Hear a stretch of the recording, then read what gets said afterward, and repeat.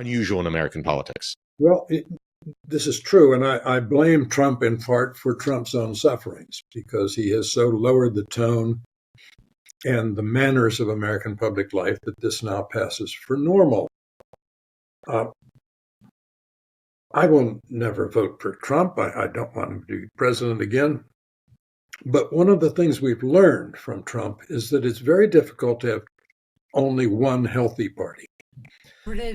We think he's so out of touch because he doesn't understand how MAGA really is. He talked about the prosecution against former President Trump with Alvin Bragg, making it be a political thing.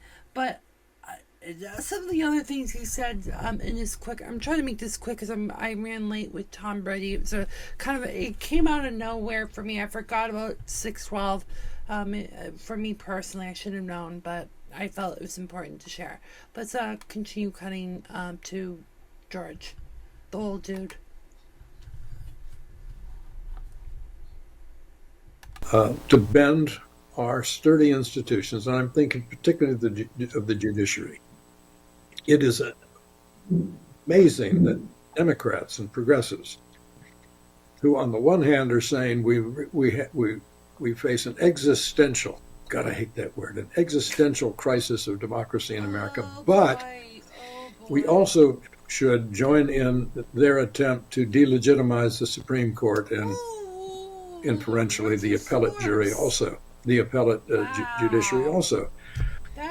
It is the courts that are going to be particularly important in stymieing any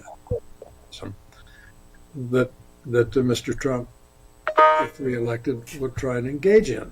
Mr. Biden, his campaign after the jury came in yesterday in New York said, well, this is a great victory for the rule of law. That would be more important if Joe Biden had transparently tried to violate constitutional law, ignoring the appropriations clause with $405 billion worth of student loan deferment. And when the Supreme Court said you can't do that, he gave a speech saying, the Supreme Court tried to block me, but I'm doing it anyway. And he has. He just keeps now doing the same serial lawlessness in smaller tranches.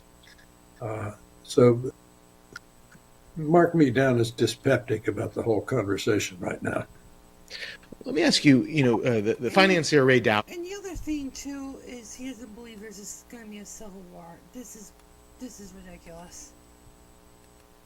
That would be the final discrediting of this whole enterprise. It will not happen, it seems to me. Yes, I think the rhetoric is overblown. I don't know when these people who talk this way have spent any time with normal Americans these days. Look, there are 333 million of us in this country. A handful of them are stark raving mad. A lot of them showed up at the Capitol on January 6th. There are these internet armies out there, but they're not real armies. Civil war. Look, I live in Washington, across the river from Robert E. Lee's house. The Army of Northern Virginia is what a civil war looks like. Thomas Jackson and those guys. Not these people with horns in their helmets wandering through the Capitol with Confederate flags. We've had an experience with actual civil war in this country, and it's complicated. Oh my God. Yeah, large figures, and also things are so decentralized in some ways, centralized in others. He doesn't understand it. We've been dealing with an interwebs civil war with just only, he is so out of touch. He's trying to deny the reality. Boy, George Will, you might want to seek retirement because I think you're past your prime.